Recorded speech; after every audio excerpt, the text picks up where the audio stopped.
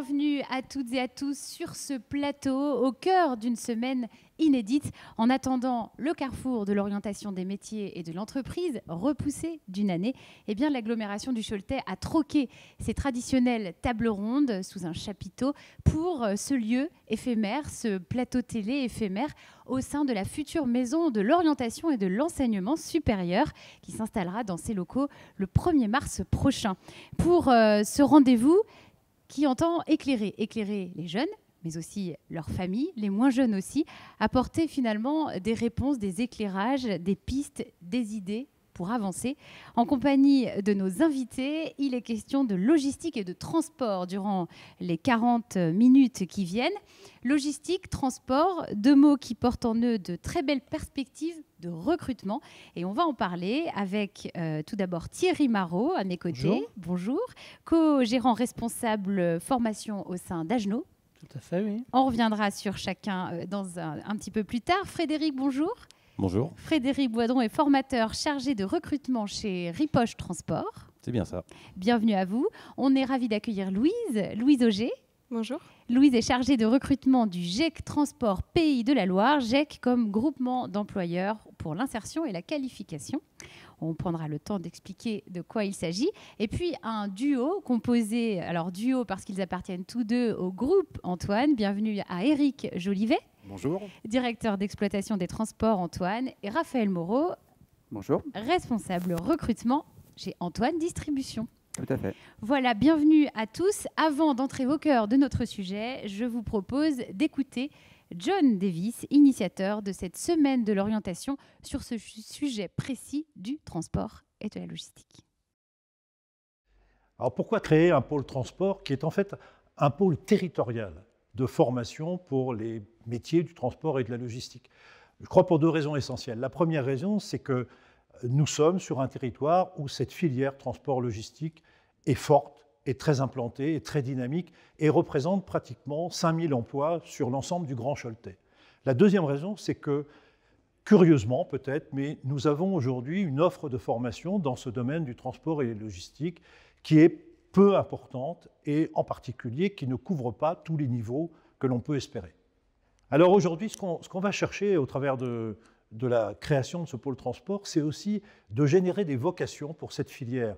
C'est-à-dire, le pôle transport, ce n'est pas simplement des conducteurs de poids lourds, mais c'est aussi un certain nombre de métiers et surtout des perspectives de carrière. Et l'objectif de la création de ce pôle, c'est de donner aux jeunes une vraie visibilité, c'est-à-dire on peut commencer par un CAP et puis finir avec un bac+3, voire un bac+5. On peut commencer par être chauffeur de poids lourd et puis finir, et vous allez vivre au cours de cette table ronde avec Éric Jolivet, et finir comme directeur des exploitations d'une grande plateforme de logistique de notre territoire. Alors la forme que prendra ce pôle, c'est une forme de partenariat. D'abord un partenariat entre la profession et les établissements de notre territoire. Quand je dis notre territoire, c'est à la fois des Mauges et du Choletais, et un facilitateur qui est quelque part la collectivité. Et la collectivité a pris cette initiative et les établissements de notre territoire développeront des formations du CAP au bac+3, voire +5, mais tout en gardant la maîtrise de leur formation et en hébergeant leur formation chacun dans leur établissement. On peut penser qu'aujourd'hui, ce pôle transport sera fondé sur 7 à 8 établissements participant à ce pôle transport. Voilà pour le message et déjà de l'actualité à venir, très proche. Peut-être peut-on commencer par faire un peu plus ample connaissance avec vous, messieurs. Je vais commencer par mon voisin, Thierry Marot. Oui. Alors, un mot sur Agenot. Agenot, c'est une entreprise familiale qui est basée à Cholet principalement, puisqu'on est aussi sur le secteur d'Angers, Nantes et en région parisienne. Aujourd'hui, le groupe Agenot, c'est près de 450 personnes en totalité, avec majoritairement effectivement des conducteurs routiers. Notre cœur d'activité, c'est le transport, mais on a développé depuis de nombreuses années aussi la partie logistique. Très bien, merci. Quelques mots pour bien cerner ce qu'il se passe chez Ripoche Transport, Frédéric. Alors, Ripoche Transport, nous sommes une entreprise qui a un peu plus de 50 ans. Nous arrivons bientôt à la 3e génération.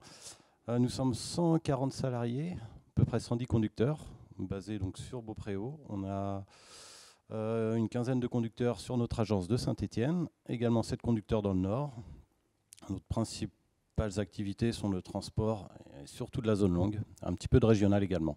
Ce qu'on appelle de la zone longue, pour les personnes qui ne sont pas familières des termes Sur le techniques. territoire français. On D'accord. reste sur le territoire français, on sort plus qu'exceptionnellement de notre pays. D'accord. Et pourquoi zone longue? C'est parce que ce sont des distances... Ce sont des distances où les conducteurs ne rentrent pas forcément tous les jours. Ils partent à la semaine ou à un retour à la maison par semaine en moyenne. D'accord. Merci beaucoup. On reviendra sur cette question du rythme de vie et de travail. Louise, alors ce fameux GEC Transport, quelle est son ambition et de quoi il s'agit exactement? Alors, le GEC Transport, c'est un groupement d'employeurs pour l'insertion et la qualification. On a été créé dans les années 2000 par un collectif de transporteurs qui sont aujourd'hui des entreprises adhérentes. Et notre objectif, c'est de trouver des personnes qui veulent se reconvertir pour devenir conducteurs ou conductrices par le biais d'un contrat de professionnalisation. D'accord. Donc, c'est créé par les entreprises, pour les entreprises. Oui. C'est On vraiment travaille l'idée. avec ces entreprises et pour elles aussi, puisque l'objectif, à la fin du contrat pro, c'est que les personnes qui ont été formées puissent rester en contrat, donc en CDI dans plus de 80% des cas, dans l'entreprise qui les a accueillis. Merci beaucoup. On continue à faire un peu plus ample connaissance avec le groupe Antoine, représenté par deux de ces... alors, expliquez-moi justement, pour que ce soit plus clair. Éric Jolivet, je vais me vous, en tant que présenter. directeur d'exploitation. C'est ça, des je suis le directeur transports, d'exploitation des transports Antoine. J'encadre les équipes, moi, sur le périmètre national. Donc, on est sur différentes agences, Cholet, Écouflant, une filiale qui est basée en région parisienne qui s'appelle les Transports Gruyère. Ils sont une centaine de conducteurs, ils font de la petite distribution sur la région parisienne. Et puis, également, une agence secondaire dans le nord de la France, à Arras. Okay. Donc ce périmètre-là, c'est 400 personnes à peu près, et on est une filiale du groupe Antoine. Aujourd'hui, le groupe Antoine, c'est environ 850 collaborateurs. D'accord. Voilà. Cette filiale s'occupe de quel type de transport? À part, donc, on a parlé de la petite distribution. Transport frigorifique uniquement. Okay.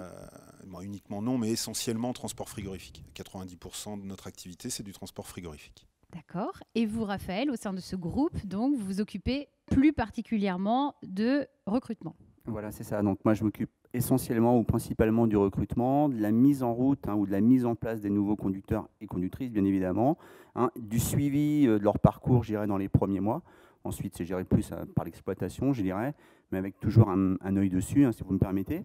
Et ensuite, la partie aussi formation obligatoire des conducteurs, conductrices, tels que la FCO, pour rentrer un peu dans le détail. Donc voilà, ça prend énormément de temps et on ne s'ennuie pas. Alors, première question qui peut vous paraître totalement évidente, mais finalement pour les jeunes et leurs familles qui nous écoutent, pourquoi est-ce qu'on associe les univers du transport et de la logistique, puisque cette table ronde, cette émission est consacrée aux deux? Ça peut paraître évident, mais est-ce qu'on peut réexpliquer pourquoi les deux sont intimement liés? Les uns ou les autres, oui? Effectivement, les deux activités sont intimement liées parce que effectivement, le transport fait partie intégrante de la logistique. Plus largement, la logistique, c'est quoi? C'est le mouvement des marchandises. Donc ça passe par le transport, effectivement, ça passe par de l'entreposage dans les grands entrepôts. Et en fait, le transport, à un moment donné, intervient systématiquement dans la logistique. En fait, il n'y a pas de logistique sans transport. Il n'y a pas de transport sans logistique. Oui, non plus. donc voilà. Donc les deux sont intimement liés. Le transport, effectivement, on va prendre de la marchandise à un point A pour l'emmener à un point B. Alors, ça peut être sur une activité régionale, comme on expliquait tout à l'heure. On peut être sur une activité nationale, c'est-à-dire que là, on va rester sur le territoire en partant plusieurs jours. La marchandise va être transportée de Cholet à Marseille, par exemple. Et puis, ça peut être à l'international. Donc là, effectivement, ça peut être sur des kilométrages relativement longs de France pour aller vers la Chine ou de la Chine plutôt pour revenir en France. Voilà, c'est des activités qui sont intimement liées dans tous les cas de figure, quoi. Et qui nécessitent de toujours optimiser les flux, je suppose. Alors, c'est peut-être pas le mot adapté, mais pour que du point A au point B, on reparte avec pas à vide ou en tout cas une sacrée organisation. D'où le lien aussi entre ces deux univers, j'imagine. C'est ça, ouais. Non, mais Thierry a bien résumé. Le transport, c'est le fait de déplacer la marchandise du point A au point B. Et la logistique, c'est toutes les prestations qui vont autour de ces activités de transport. Donc, on va voir, et chez Agenaux, ils sont spécialistes là-dedans. Il y a toute la partie stockage, manutention, où tous les transporteurs n'ont pas non plus cette activité-là. Du stockage, il n'y en a pas partout. Nous, on fait beaucoup plus de transport purement et simplement que d'activités de stockage. Après, on a des opérations de manutention. La logistique, ça va englober toutes les prestations annexes au transport, les activités d'opérateurs de transport, le magasinage, la préparation de commandes. Là, on est vraiment dans l'univers de la logistique, là où le transport, c'est quasiment uniquement le déplacement des flux de marchandises ou de personnes. On pourrait toucher à du transport de voyageurs aussi, mais le transport, c'est le déplacement des flux. Alors, précisément, vous venez d'en citer quelques-uns. Quels sont tous les métiers qui se cachent derrière ce vaste univers? J'ai l'impression qu'il y en a beaucoup. C'est vaste. Hein. Ça va donc bien sûr du conducteur, bien évidemment, qui lui va transporter la marchandise. C'est la partie la plus visible. La plus visible. Quand c'est on celle pense, que vous voyez tous les jours quand vous êtes dans votre voiture.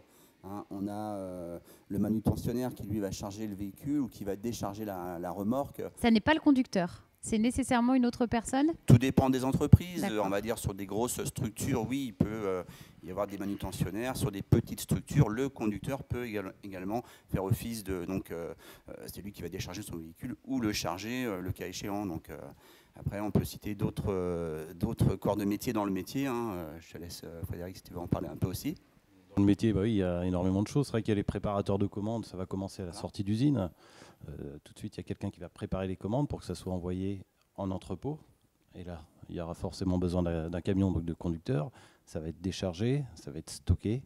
Il y aura des caristes, des manutentionnaires. Il y a un tas de personnes qui vont organiser justement toute cette chaîne logistique. Tout simplement, on veut savoir en temps et en heure où en est rendue notre marchandise. Lorsqu'on commande sur Internet, on veut savoir où est rendu notre colis qu'on a commandé pour les fêtes ou autre. Et pour connaître où est rendu le colis, on va aller voir sur Internet. Et les transporteurs, les logisticiens, tout ce petit beau monde suit le colis et peut vous dire en temps et en heure où sont rendus vos colis et quand il arrivera chez vous. Derrière, on peut citer aussi les informaticiens. Aujourd'hui, il y a une multitude de gens qui sont là pour, effectivement, comme le disait Frédéric, tracer entre guillemets les colis. Donc, derrière, c'est de l'informatique. Hein, forcément, quand vous êtes, vous, en tant que particulier, derrière votre ordinateur à commander votre colis, derrière, c'est tout un réseau qui se met en place. Effectivement, il y a les préparateurs de commandes, il y a des caristes, il y a des conducteurs routiers, mais il y a aussi toute une partie vraiment organisationnelle. Et là, on parlait aussi de l'exploitation, pour citer les exploitants également qui sont importants dans toute la démarche du transport, qui eux vont diriger le conducteur d'un point A à un point B. Alors, ce qu'on appelle les exploitants. Donc c'est ça, l'exploitant, c'est lui qui informatiquement va pouvoir suivre, en termes de géolocalisation, va pouvoir suivre son conducteur et lui dire, écoute, tu vas charger à tel endroit pour l'emmener à tel endroit, avec le nombre de colis, les poids, etc. etc. Donc non, c'est vaste. Hein. Puis on reste aussi des entreprises, entre guillemets, normales chez nous. C'est-à-dire qu'on a aussi tous les services en back-office qu'on va trouver dans toutes les entreprises, les services support. Moi, j'ai vu parfois des gens se présenter chez nous et puis poser la question en disant « Ah, mais vous faites ça aussi chez vous? Il y a ce métier-là chez vous ?» Mais oui, on a des comptables, on a des services commerciaux, Thierry le disait, des services informatiques. Je me souviens, tu as parlé il n'y a pas très longtemps, Frédéric, des mécaniciens poids lourds. Il y a un vrai univers chez nous autour du transport. Il n'y a pas que le camion avec le chauffeur. C'est 80% de notre masse salariale. Bien souvent, dans les entreprises de transport, le conducteur a une place importante au sein de l'entreprise. Mais il y a effectivement tous les services qui vont autour. On a des services de suivi des emballages. On transporte nos marchandises sur des palettes Europe. On a des personnes qui sont à faire du contrôle de gestion pour les entrées-sorties de stock de ces matériels et pouvoir les ramener chez nos clients. Donc il y a beaucoup de services administratifs. On a de la qualité, on a du SAV, on a de la paye, on a du RH, on a tout. Comme dans n'importe quelle entreprise, on a effectivement tous les services support derrière. Une grande diversité de métiers. Pourquoi ces métiers les services RH, en interne ou en externe parfois. Vous parliez beaucoup d'Internet, tous les deux. Est-ce qu'on peut dire que ça a boosté ces métiers du transport et de la logistique? Ou en tout cas, est-ce que ça explique qu'ils aient autant le vent en poupe? Est-ce que les besoins en recrutement sont liés à ce phénomène, à ces phénomènes d'achat en ligne, à distance ou pas? Ou voilà. Moi, je ne pense pas. C'est plus un confort pour les clients. Ça leur permet d'avoir un suivi de colis, comme le fait aujourd'hui la Poste ou autre, bien évidemment. Donc ça reste confortable et de voir à l'instant T où est votre colis, voire même pour certaines entreprises où est le conducteur quasiment en temps réel. Donc c'est quand même confortable. Pour ce qui est d'Antoine Distribution, on fait du transport de produits agroalimentaires. Oui, donc on a peu de commandes sur Internet, on n'a pas trop de suivi sur Internet de nos livraisons. Ça se développe un petit peu plus sur le dernier kilomètre. Je parlais tout à l'heure d'une filiale à Paris qui s'appelle les Transports Gruyère. Oui. Eux vont livrer le dernier consommateur. Donc là, il y a un petit peu plus de suivi de livraison. Après, c'est plus pour renseigner les services qualité. On parlait tout à l'heure, Thierry, toi tu disais les services qualité dans nos entreprises. Effectivement, pour renseigner le service qualité de nos clients qui demandent si la marchandise a été bien livrée, des choses comme ça. Ouais. Quels sont les métiers pour lesquels aujourd'hui il y a le plus de besoins? En premier lieu, effectivement, ce sont les conducteurs. C'est vraiment là où il y a un... Comme le disait Eric, la masse salariale la plus importante, c'est sur la partie conducteur, mais pas que. En fait, on a aussi besoin d'exploitants, on a aussi besoin d'affréteurs. Les affréteurs, ce sont des gens qui, un petit peu comme vous achetez une marchandise sur le Bon Coin, c'est quelqu'un qui va prendre votre marchandise, la mettre sur le Bon Coin et trouver un prestataire pour faire le transport. Donc effectivement, tous ces métiers-là, il en faut beaucoup moins, mais ils sont aussi méconnus. On a besoin de gens qui aient des parcours un peu sur du commerce international, sur de la logique, qui soient très bons en informatique. Donc ça, effectivement, donc les conducteurs, effectivement, c'est le premier poste, mais tous ces métiers un petit peu spécifiques, aujourd'hui, ont beaucoup de valeur ajoutée et sont très peu... visibles. Sont peu visibles, et puis pour en trouver, il faut vraiment pour trouver les candidats. D'accord. Alors qu'est-ce qu'on peut dire pour motiver, en tout cas quels sont les atouts, qu'est-ce qui fait que ces métiers sont attrayants? C'est un métier, moi j'ai pris ce métier-là parce que c'était une vocation, c'est un métier passion, et c'est vrai que on n'est pas enfermé dans une usine ni dans un bureau. Oui, il y a cette notion déjà. Ouais. Pour le conducteur, on a une certaine liberté, même si on a énormément de responsabilités. Oui. Maintenant, le métier a quand même énormément évolué, avec, comme les véhicules. Les véhicules ont énormément évolué. On a l'informatique embarquée, mais l'informatique du véhicule en lui-même, avec beaucoup d'assistance, c'est que ça demande un savoir-faire supplémentaire qu'il n'y avait pas quand même certaines années. Et il y a beaucoup de choses attrayantes sur ce métier. C'est intéressant cette notion de liberté et reliée à la notion de responsabilité, parce que finalement, on est quand même seul, quasiment maître à bord tout le temps du trajet. C'est ça, seul maître à bord peut-être pas, parce qu'on a quand même nos exploitants qui sont derrière nous pour nous épauler. À distance. À distance. D'accord. À distance, oui. Et heureusement. Mais il faut savoir faire soi-même un tas de choses. Pas toujours besoin d'appeler le mécanicien pour savoir pourquoi j'ai une petite panne, même si eux aussi sont là au moins par téléphone.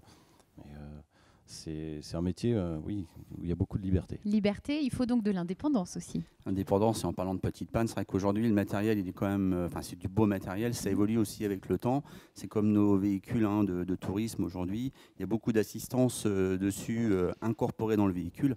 Aujourd'hui, juste pour donner un exemple, on a rentré des véhicules dans le groupe Antoine. Vous approchez un rond-point, votre véhicule il va freiner tout seul. Il va descendre les vitesses tout seul, il va rétrograder tout seul, il va monter les vitesses tout seul. C'est assez impressionnant à le vivre. J'ai eu la chance de pouvoir le conduire il y a 15 jours avec un des formateurs du groupe Antoine, chez Amphore, chez nous, là, et je vous assure que c'est bluffant. Donc je pense que la jeune génération qui arrive derrière, c'est quelque chose qui peut aussi les attirer. On parle d'informatique embarquée, on parle de smartphone. Aujourd'hui, je pense que toutes les entreprises ici présentes proposent ce genre de matériel qui est assez attrayant. Et puis on est la génération, celle qui arrive, c'est la génération smartphone, moi je les appelle, sans être péjoratif ou quoi que ce soit. Et c'est vrai que quand on leur propose ça, quand ils intègrent l'entreprise, ils ont les yeux un petit peu écarquillés parce que ils disent ça vaut le coup, quoi, c'est chouette, quoi. Avec du beau matériel, du bon suivi de la part des exploitations, des exploitants, bien évidemment. Ils sont jamais tout seuls, même s'ils sont seuls dans le camion, ils sont jamais tout seuls. C'est ça. Et l'aide également, j'imagine, au pilotage, à la conduite, permet aussi d'avoir, et vous l'avez indiqué en démarrage, des conductrices. Bien sûr. Ce qui n'était pas forcément évident au départ. Voilà, il suffit pas d'avoir des gros biceps pour tourner un volant, c'est fini ce temps-là. Vous savez, aujourd'hui les véhicules, je me répète, ont des assistances. Quand vous tournez le volant, c'est même des fois plus simple qu'une voiture. Donc c'est plutôt sympathique. Et voilà, on a aussi. Il y a une notion de plaisir quand on vous entend. Ouais, mais carrément. On est tous issus du transport.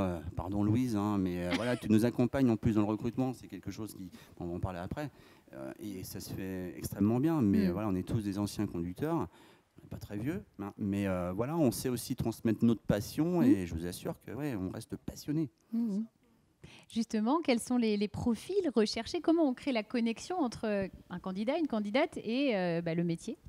Oui, justement, je pense que le mot passion, c'est ce qui pourrait vraiment décrire le métier de conducteur ou de conductrice. Parce que moi, c'est vrai que comme l'a dit Raphaël, je ne suis pas conductrice, je ne suis pas issue du secteur. Et quand je suis arrivée au GIEC, je me suis dit, oula, le transport, la logistique, c'est pas vraiment ce qui me fait rêver. Et pourtant, quand j'ai découvert les entreprises avec lesquelles on travaille aujourd'hui, je me suis dit, mais c'est des entreprises qui sont familiales, où on sent vraiment de la passion. Et c'est vrai que le métier de conducteur et de conductrice, on a même à regarder des reportages à la télévision, on voit que c'est des gens qui sont passionnés, qui adorent leur métier et qui vivent pour ça. Quand on voit, quand ils sont dans leur camion, ils sont comme des enfants, quoi. Et c'est ce qu'on recherche aujourd'hui, en fait. C'est des gens qui vont être passionnés, qui vont être disponibles et qui vont se donner vraiment pour ce métier qu'ils peuvent faire tout au long de leur vie. Mais la passion, c'est vraiment très, très important. Thierry acquiesce. Et ça reste évolutif. Pour compléter ce que dit Louise, on a tous démarré conducteur, je me répète. Oui, alors on va parler des perspectives d'évolution. Voilà, c'est ça. Oui. Voilà, tout à fait. Voilà, j'enchaîne, excusez-moi. Mais c'est parfait, je suis ravie. Donc effectivement, on peut être conducteur un moment ou conductrice, et peut-être parce que c'est plus compliqué d'avoir une vie de famille avec ce métier-là, on peut peut-être quand même le dire, on peut évoluer et changer de rythme. Alors effectivement, on est sur des métiers, le transport et la logistique, où les possibilités d'évolution sont énormes. Alors effectivement, il faut s'en donner les moyens, il faut beaucoup travailler, il faut se remettre à niveau. Moi, pour ma part, c'est un petit peu, sur mon parcours perso, c'est ce que j'ai fait. J'ai commencé conducteur, je suis passé formateur. Formateur, je suis passé sur le volet RH. Je me suis formé avec le CNAM, entre autres, ici à Cholet. Et à l'issue de tout ça, maintenant, vous voyez, on a créé un centre de formation en interne, j'en suis le co-gérant. Donc ça veut dire qu'aujourd'hui, les opportunités dans le transport, il y en a beaucoup. On peut commencer en tant que conducteur, ça c'est vraiment le message que je veux faire passer aujourd'hui, mais qu'effectivement, les possibilités d'évolution dans le transport, on n'est pas comme dans les grandes industries, il faut vraiment avoir à présenter un diplôme pour pouvoir évoluer. Aujourd'hui, on a cette capacité-là dans le transport à pouvoir faire évoluer les gens, et ça, chez nous, moi j'ai une dizaine de cas à minima au niveau du groupe Agenau qui sont passés par là. Une partie de mes formateurs, ce sont d'anciens conducteurs qui ont évolué aussi sur ces postes-là. Alors, est-ce que ça veut dire qu'on ne peut pas rester conducteur tout au long de sa carrière? Si, vous avez forcément des exemples. Moi, en disant, il y a des personnes qui resteront conducteurs ou conductrices toute leur vie. C'est ça. Parce que c'est vraiment leur passion. Moi, j'ai des conducteurs qui ont plus de 50 ans aujourd'hui, qui arrivent en retraite bientôt, et qui disent, mais moi, je ne veux pas faire autre chose que mon camion. Voilà. Moi, je suis dans mon camion, j'ai un esprit de liberté, je suis bien, je voyage, je fais un boulot qui m'intéresse, et ils ne veulent changer pour rien au monde. Des fois, ils disent aussi, moi, vos ennuis, j'en veux pas. Parce qu'ils sont bien au volant du camion, ils ont l'impression que nous, on est débordés de problèmes, alors qu'on n'a pas plus de problèmes que les autres. C'est l'organisation de notre activité qui demande de changer des plannings au quotidien ou de modifier un petit peu notre exploitation en général. Mais on a des personnes qui resteront conducteurs ou conductrices toute leur vie, et puis il y en a certains autres qui vont changer. On est autour de la table à le dire. On a commencé sur un métier de conduite, on a évolué ensuite sur d'autres métiers, en faisant preuve d'engagement, en ayant le sens du service, en croisant aussi parfois la route de bonnes personnes qui nous ont fait confiance puis qui nous ont permis d'évoluer.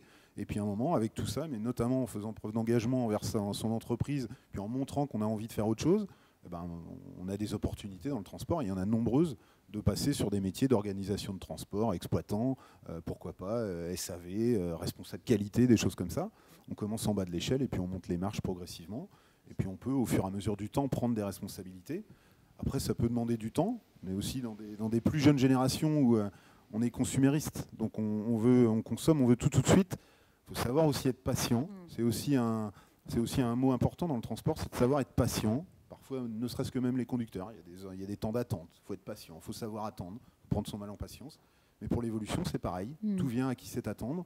Et des personnes qui font preuve d'engagement et puis qui montrent une vraie motivation à évoluer, en général, vu la capacité de nos entreprises à pouvoir prendre de nouveaux marchés, à rebondir sur diverses activités de droite et gauche, il y a toujours des opportunités pour les bons candidats de pouvoir évoluer, c'est sûr.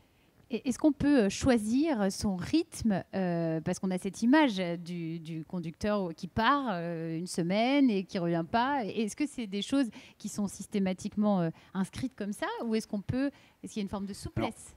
Alors, pour notre part, on n'impose rien. On propose, et je dirais presque que la conductrice ou le conducteur dispose. Et je pèse mes mots vraiment. Aujourd'hui, on peut s'adapter par rapport à l'emploi du temps de chacun. Alors, je dis presque, attention, il y a aussi une exploitation à faire tourner, bien évidemment. Hein, il faut bien que l'entreprise avance, hein, on est bien d'accord. Mais aujourd'hui, un conducteur peut partir le matin, rentrer le soir. Un autre peut partir le lundi, rentrer le mercredi et repartir le jeudi pour une fin de semaine. D'autres peuvent partir à la semaine complètement. D'autres peuvent partir sur des week-ends complets, etc., etc. Je pourrais vous citer plein d'exemples comme cela. C'est toute la carte du menu qu'on donne à Louise pour qu'elle aille ensuite nous chercher les candidats. C'est vrai. En disant voilà tout ce que tu peux faire chez nous. Maintenant, trouve-nous les meilleurs candidats qui vont rentrer dans les bonnes cases. Est-ce que c'est des critères qui sont importants pour les candidats, justement? Très important. En fait, nous, on s'adapte surtout par rapport au projet du candidat ou de la candidate et par rapport à ce qu'il ou elle a envie de faire. On voit avec quelle entreprise ça correspond. C'est important de s'adapter comme ça parce que c'est des projets de reconversion. Ça veut dire que ça va changer toute leur vie. Nous, on ne peut pas se permettre d'obliger un candidat ou une candidate à se plier à l'organisation de telle ou telle entreprise parce qu'à un moment donné, entre la vie personnelle et la vie professionnelle, ça ne collera pas. Donc on est obligé, dans un premier temps, de voir avec eux ce qu'ils ont envie de faire, que ce soit au niveau du rythme, au niveau de l'activité. Et comme on travaille avec plusieurs entreprises, de voir ensuite quelle entreprise correspond au projet du candidat ou de la candidate. D'accord. Oui, non, je voyais Thierry qui avait... Ouais, non, mais c'est effectivement... Prendre le micro. Pour rebondir sur ce qui vient d'être dit, c'est qu'il y a 30 ans en arrière, les gens, effectivement, prenaient le travail qu'on leur proposait. Aujourd'hui, c'est plutôt l'entreprise qui va s'adapter en fonction du projet professionnel afin de l'intéresser parce qu'effectivement, aujourd'hui, les vies familiales, les contraintes personnelles, etc. font qu'on est obligé de s'adapter. Et ça, c'est vrai qu'il y a 30 ans, 20, 30 ans en arrière, on n'avait pas ce cas de figure-là, mais bon, les entreprises savent s'adapter et on a su rebondir effectivement pour s'adapter. Oui, Frédéric. Alors, certains candidats n'iraient jamais dans le frigo parce qu'ils ne supportent pas le froid, d'autres ne partiraient pas la semaine. Chacun a ses choix qu'on donne à Louise. Et c'est vrai qu'il y a des conducteurs chez nous, puis, comme chez Antoine ou chez Agenot, ne font que de la nuit, que de la conduite de nuit. D'accord. Ils partent tous les soirs, ils reviennent tous les matins et ils ne veulent faire que ça. D'autres préfèrent partir la semaine, d'autres préfèrent faire du régional, commencer le matin et puis rentrer chez soi tous les soirs. Et puis souvent les transports, donc le frigo, le bâché, le convoi exceptionnel. Le bâché, c'est quoi? Le bâché, c'est les taux-de-linéaires, c'est ce qu'on voit le plus sur les routes, c'est du transport de fret de marchandises générales, marchandises industrielles. D'accord, qui n'a pas besoin de conditions spécifiques. D'accord, c'est ça, le bâché. Avec des rideaux coulissants, c'est important exactement. D'expliquer les mots quand on n'est pas dans l'univers professionnel. Ce qui est intéressant dans nos métiers, en plus, c'est qu'il y a plein de termes spécifiques à notre métier, où il y a plein de choses à apprendre. Donc, quand on dit pourquoi venir dans le transport, parce qu'il y a plein de choses à apprendre. Il y a tellement de spécificités dans le transport, entre du transport frigorifique chez nous, de la tote-liner ou du bâché, effectivement. Ah bah c'est quoi ça, tote-liner? C'est du bâché. Ah, c'est pareil. Ok, c'est un synonyme. Du transport isotherme, de la citerne, enfin bref. Ouais, ça va. Les métiers du transport, c'est vraiment très très vaste. Si en plus on vient rajouter, on en parlait tout à l'heure, la logistique en plus par-dessus, mais effectivement, il y a moult métiers possibles. On a largement de quoi faire plaisir à plein de jeunes qui cherchent du travail. Qui veulent chercher une orientation, qui ne savent pas dans quel secteur aller. Qui soit motivante, stimulante. Ouais, bien sûr. On parlait du travail de nuit, des conducteurs qui veulent faire de la nuit plutôt que de tourner de jour. Mais dans l'évolution que pourraient avoir ces conducteurs à l'avenir, on a aussi des postes d'exploitants qui travaillent de nuit. Oui. On a des exploitations en distribution. Nous, on pousse la marchandise sur notre plateforme de région parisienne. À un moment, la marchandise qui est partie des Pays de la Loire à 9, 10, 11 heures le matin, elle arrive à 19h en région parisienne. Là, il y a une autre exploitation qui prend le relais. Et puis cette exploitation-là, forcément, va travailler de nuit, va redispatcher les marchandises sur des plateformes de grande distribution, des choses comme ça. Donc effectivement, une évolution d'un conducteur de nuit qui dit « mais moi, je veux rester à travailler de nuit, mais je ne veux plus rouler », il va passer sur un poste de chef de quai de nuit ou d'exploitant de nuit. Et il y a toutes les possibilités qui s'offrent si le candidat a vraiment envie d'évoluer, quoi. On peut rajouter aussi, on n'en a pas parlé, le salaire reste quand même attrayant. Mais décidément, Raphaël est trop fort. À chaque fois, il anticipe exactement. sur les questions supporters. Il a lu vos fiches. Ah, c'est ça. Voilà. Non, mais c'est vrai. Mais c'est important d'en parler. Voilà, la le question salaire, de le salaire rémunération. reste tout à fait attrayant. Attention, je ne critique pas les autres métiers, bien évidemment, mais on est, je pense, un métier où on gagne bien sa vie. En face, on va mettre des heures, on est bien d'accord. On n'a rien sans rien. C'est comme le boulanger qui se lève à 3 h le matin, il gagne bien sa vie aussi, mais il travaille. Nous, c'est pareil. Un conducteur, une conductrice qui fait 16 heures va gagner un bon salaire, aura un bon salaire à la fin du mois, avec aussi des avantages d'entreprise, avec des CE aussi attractifs, avec des participations, avec des primes de qualité, de motivation. Donc donc on peut, à la fin du mois, ça fait quelque chose de sympathique. C'est un élément qui peut faire partie aussi de la séduction des employeurs vers les candidates et candidats. Oui, non, mais tout à fait. Enfin, je pense qu'il a bien résumé. Je suis tout à fait d'accord avec ce qu'il vient d'être dit. Il n'y a pas de souci. Ouais. Alors, ce que je vous propose, avant d'aborder la dernière partie de cet échange, de cette table ronde, c'est peut-être de me donner, si vous le voulez bien, un mot qui, selon vous, symbolise la réussite. On parle à des jeunes et à leur famille, des personnes qui commencent à réfléchir à leur orientation. Et un mot qui, selon vous, alors c'est très personnel et subjectif, qui va avec réussir. C'est quoi pour vous réussir ? On a beaucoup, effectivement, on avait un petit peu évoqué ça quand même. Donc, j'ai cherché un petit moment. T'as le droit qu'à un. Comment ? Oui, alors T'as merci. Non, Raphaël est vraiment mon assistant. Enfin, c'est ça. Non, je pense que... Non, c'est bien. Pour ma part, en ce qui me concerne, je pense qu'au travers de notre activité, etc., de ce qu'on peut faire les uns les autres, de ce que moi j'ai pu avoir comme expérience professionnelle dans le transport, je pense que c'est l'épanouissement. Ok. Tout simplement parce que quand on est épanoui, que ce soit on est épanoui. Et là, si jamais c'était le mot des autres. Je suis désolé. C'est celui-ci également que j'avais pris comme quoi. On ne s'est pas concerté avant. Et je vous mais assure c'est pas grave, on a le droit d'avoir le même mot. Vérifier. C'est les grands esprits je pense que ça résume bien. Ça résume bien. Et puis, quand on est épanoui dans son travail, que ce soit dans toutes nos activités, la maison, c'est pareil. On ramène ça chez nous. C'est plutôt bien. Ouais. Épanouissement, ça me va bien. Épanouissement. Pour Frédéric, réussir, c'est ? Alors pour moi, c'est plutôt l'évolution. L'évolution. Ouais, donc cette notion d'action. Que ce soit dans un métier ou dans une même entreprise. C'est vrai que lorsqu'on est épanoui, qu'on s'y sent bien, on a envie au bout d'un moment de temps, j'ai eu envie de changer. Puis l'entreprise m'a fait confiance et j'ai pu évoluer. J'ai pu justement prendre un poste de formateur, apprendre à dire aux débutants ce que moi on m'a appris, notamment chez Antoine lorsque j'ai débuté. J'ai fait un passage chez vous. Et voilà, transmettre son savoir et cette passion du métier. Donc réussite, évolution. Merci beaucoup. Louise, la réussite pour Louise, c'est... Moi aussi, j'avais choisi l'épanouissement et c'est vrai que ce que tu as dit, Thierry, c'est bien résumé parce que quand on s'épanouit, quand on aime ce qu'on fait, le matin, on se lève et on a plaisir à aller au travail. On sait que quoi qu'il arrive, on va aider des gens, on va vraiment se sentir bien et c'est hyper important de se sentir épanoui et passionné par ce qu'on fait. Ok, on va prendre la passion, comme ça rajoute, ça change un peu. Eric ? Moi, je dirais la confiance. Quand on a la confiance, on travaille pour quelqu'un, on a la confiance de son employeur ou la confiance de son responsable. Moi, j'ai des conducteurs, je leur fais confiance. Mais quand ils partent sur la route et puis qu'ils savent qu'on leur fait confiance, ils peuvent se dire, bon, là, j'ai réussi ma mission, j'ai réussi mon taf. Je pense que quand on a réussi, on peut se dire, tiens, j'ai la confiance de mes pairs. En général, quand on a la confiance et qu'on fait confiance aux gens, c'est en général un signe de réussite pour moi. La confiance, c'est joli. Alors, on garde l'épanouissement pour Raphaël ou on change ? J'en avais prévu un deuxième. Ah ouais, le plan B, joli. On a dit tous les mots qu'il avait. Ça, c'est le sens de l'organisation. Voilà. Donc moi, pour compléter et pour finir, je dirais la persévérance, parce que même si on s'épanouit, il faut aussi persévérer pour être conducteur, devenir formateur, pour être peut-être au service RH, etc. etc.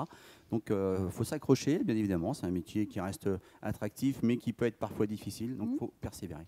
Persévérance. Merci beaucoup pour vos mots. Alors, on continue dans le registre des confidences avec un petit jeu. Nous sommes le 4 janvier 2021 et là, paf, un air passe et on vous téléporte au collège. Au moment fin de collège, début de lycée, on vous demande de faire vos choix d'orientation. Vous avez donc une connaissance différente de celle qui était celle de vos 15 ans. Qu'est-ce que vous choisissez ? Écoutez, je ne suis pas très original, mais je pense que je ferai exactement la même chose. Ouais, parce que voilà, C'était déjà clair à ce moment-là dans votre esprit? ça l'était pas. C'était pas clair, mais aujourd'hui, le parcours que j'ai suivi, ma foi, me va très bien. Et puis, non, ça me va bien. Voilà. Ok, donc on Je repart ferais dans le exactement la même, même chose, dans le même Tout sillon. à fait. Merci beaucoup. Est-ce que... Allez, on va continuer avec Frédéric. Comme Thierry. C'est vrai? Je ne changerai rien. Moi, c'était Incroyable. une vocation, une passion, et je regrette en rien. Et ça sera à refaire aujourd'hui. Je ferai la même chose. En commençant par la conduite et... Exactement. Très bien, Le même chemin. c'est intéressant. Alors Louise, Moi, j'adore ce que je fais, mais c'est vrai que si je retournais du coup en 3e, peut-être que je voudrais devenir prof. prof. D'accord, donc dans cette notion de transmission, mais encore plus forte. C'est ça. Et prof d'histoire. J'aurais Prof bien aimé. d'histoire. Ouais. Excellent. Merci beaucoup. C'est super intéressant. Alors Eric, on se téléporte. Paf, collège. Qu'est-ce que vous avez envie de faire plus tard? Je referais, je pense, la même chose aussi. Parce que moi, j'ai choisi dès le collège de partir dans le transport. J'avais un papa qui était dans le transport, Ah oui, donc là c'était un choix vraiment qui stationnait affirmé. parfois son camion devant chez moi. Ah, d'accord. J'étais tout petit, j'allais me mettre à 4 pattes sous le camion pour voir comment. Donc, on parle depuis tout à l'heure de métier de passion, de l'attrait pour la grosse mécanique, les machines, les gros moteurs. Moi, c'est vraiment le camion. Je suis pas né dans le camion quand j'étais tout petit, mais je suis tombé dedans. Ouais, j'étais gamin, donc ouais, je retournerai dans le transport et puis je referai peut-être à peine le même parcours. J'ai fait des choix personnels à un moment d'interrompre mes études pour travailler et j'ai repris mes études plus tard. Mhm. J'enchaînerai peut-être tout de suite. Oui. Parce que comme ça, c'est fait. Plus simple. Ah ouais, c'est plus simple. Effectivement, parce que quand il faut s'y remettre après, quand on a 40, 45 ans, c'est un petit peu plus compliqué, mais ça fonctionne, ça marche quand même. Mais je repartirai dans le transport. Voilà. Super, merci beaucoup. Alors Raphaël, à 15 ans, ça donne Eh bien, quoi? à 15 ans, moi, c'est paradoxal. Donc, j'avais un papa qui était qui travaillait dans la mécanique poids lourd, donc bercé un petit peu dedans Ah, aussi, également. donc les mains dans le cambouis. Ouais, je Mhm. les ai mises quand j'étais gamin, mais c'est pas forcément le métier que je voulais choisir au départ. Et je dirais que je l'ai choisi presque par dépit, ne sachant pas forcément quoi faire et avec le peu d'accompagnement qu'on avait à l'époque. Aujourd'hui, justement, on en parle aujourd'hui, on a la chance d'avoir des entreprises qui viennent dans les lycées, les écoles, etc., Oui. pour montrer ce que l'on sait faire. Donc moi, j'ai pas eu cette chance-là, donc j'ai dit, bon allez, je vais faire conducteur routier, et puis pas de regret non plus, mais non, s'il fallait refaire, je referais peut-être différemment, comme dit Eric, oui, peut-être un peu plus d'études en amont, et voilà, ça peut être bien. Alors, merci beaucoup. Donc, précisément, pour les jeunes et leurs familles qui nous écoutent, s'il y avait un conseil, et les enseignants aussi qui écouteront peut-être cette table ronde, pour terminer rapidement, un conseil, un message que vous avez envie de leur adresser en guise de dernier mot. Venez nous voir surtout, on est là pour vous. Ah, c'est important. Je t'ai enlevé Voilà, les il mots, t'a Thierry. grillé. Vas-y, Sinon, on ferait présentateur radio, nous. C'est- Donc, de venir, de ne pas hésiter, en Oui, fait. venez nous voir, voilà, peu importe l'entreprise. Il y a de belles entreprises sur le Choletais et le bassin angevin également, donc il ne faut pas hésiter. On fait aussi des portes ouvertes quand il faut le faire. On est, je pense, disponible la plupart du temps. Et puis aujourd'hui, on a la chance de travailler avec le GEC qui permet aussi d'accompagner les jeunes et les moins jeunes aussi sur de la reconversion. Donc n'hésitez pas, venez nous voir. Idem pour le GEC, on peut dire quoi aux candidates, aux jeunes, aux familles? Justement, comme le disait Raphaël, il peut y avoir des reconversions qui vont arriver plus ou moins tard dans la vie de quelqu'un. Et c'est vrai que quel que soit l'âge, il ne faut pas hésiter. Nous, on est disponible pour répondre aux questions, pour accompagner tous les projets. Donc oui, que ce soit des jeunes ou des moins jeunes, il ne faut pas hésiter à venir nous voir, à pousser la porte des entreprises, à poser des questions, à découvrir aussi, parce qu'il y a beaucoup de périodes de stage qui peuvent être effectuées et c'est vraiment un bon moyen de découvrir le métier de conducteur et les entreprises de transport. Géographiquement, où il y a peut-être un site internet du GEC pour vous retrouver? Alors, nous, on a donc une page Facebook, une page LinkedIn et un site internet. On est basé à Clisson et on travaille surtout avec des entreprises sur tous les pays de la Loire. Très bien, voilà, ça c'est précis. Oui, Raphaël? Si vous me permettez, juste pour finir, donc je dis venez nous voir, mais comme dit Louise également, on fait beaucoup de PMSMP, de périodes de mise en situation en milieu professionnel via donc, le Pôle emploi, etc. Et ça permet vraiment d'être mis dans l'entreprise, à disposition et de voir l'entreprise de l'intérieur. Et là, je vous assure que c'est tout à fait parlant. J'imagine bien. Je rejoins tous mes collègues. Moi, ce que je pourrais rajouter, c'est qu'effectivement, venez nous voir, venez en immersion. Alors, sur des postes de conducteurs, nous, je sais qu'au travers le centre de formation, on fait essayer les camions. Alors ça c'est jackpot à chaque fois. Là, ça plaît vraiment bien. On a aussi la capacité de vous expliquer un petit peu comment fonctionnent les pôles d'exploitation, les pôles d'affrètement. Et ça, tant qu'on n'a pas vu un petit peu comment ça fonctionne, là, en 40 minutes, c'est très résumé, mais le fait de voir et d'être vraiment immergé en fait, dans ce milieu-là, ça peut ouvrir des opportunités, des carrières. Et ça, il ne faut vraiment pas louper le coche. Moi, je vous invite. Chez Renault, il n'y a pas de souci. On sera là pour vous accueillir. Super, merci beaucoup. Un dernier mot pour Frédéric? Même chose que mes collègues. Donc, c'est vrai que les immersions dans les entreprises, ça permet de se rendre compte, d'une part, de l'entreprise, puis des différents métiers du transport. Et si on a des profils de personnes motivées, mais notre entreprise ne leur correspond pas, s'ils préfèrent faire du frigo, on peut les envoyer chez Antoine ou d'autres transporteurs du secteur. Il y a un vrai lien entre vous tous. On se régulièrement au téléphone. On se connaît tous. Avec le GEC, on se connaît tous. On discute assez régulièrement. Donc, on rigole bien même. Oui, mais c'est un atout. Venez chez nous aussi parce qu'on s'amuse bien aussi dans nos métiers. Parce que, venez nous voir, vous verrez, c'est sympa et tout, mais on rigole bien aussi quand même. Très convivial. On passe des bons moments, il y a de la convivialité dans le transport, c'est vraiment riche de contacts humains. Et à un moment, des fois, c'est ce qu'on dit. On dit on est épanoui. Mais c'est parce qu'on a la chance d'avoir des entreprises familiales où le contact il est simple dans le transport. Et je pense que ça c'est important aussi pour des jeunes de se dire je passe la porte, je vais dans une entreprise et il y a un accueil. Et voilà, il y a un accueil, on est bien, on rigole, j'ai passé une bonne journée, j'ai des collègues, tout. Il y a une bonne ambiance dans le transport en général. Et entre nous, comme on avait fait justement au Carrefour de l'orientation l'année dernière, il y a 2 ans, pardon. On aurait recommencé cette année, c'est qu'on avait fait un pôle transport, un pôle commun. On n'affichait pas forcément le nom de nos entreprises. Et vous le gardez pour l'année prochaine. Ah mais bien sûr. Exactement. On ne va pas spoiler trop vite, mais c'est une belle idée, une belle image aussi, cette unité, cette convivialité. On a cette chance d'avoir une unité, on s'entend bien, et puis il faut que ça dure. Oui, ça fait une belle porte d'entrée pour ces métiers. Merci beaucoup à tous les 5 merci à vous. De vos confidences, de ce moment de partage très intéressant. Merci à vous de nous avoir suivis. Ainsi s'achève cette émission consacrée à des métiers, vous l'avez compris, passionnants, dans la convivialité, avec de belles perspectives d'évolution et des rémunérations intéressantes. Vraiment bien. Merci beaucoup. Prochain rendez-vous, nous parlerons des métiers de la santé et du soin. Très bonne fin de journée à toutes et à tous. Au revoir.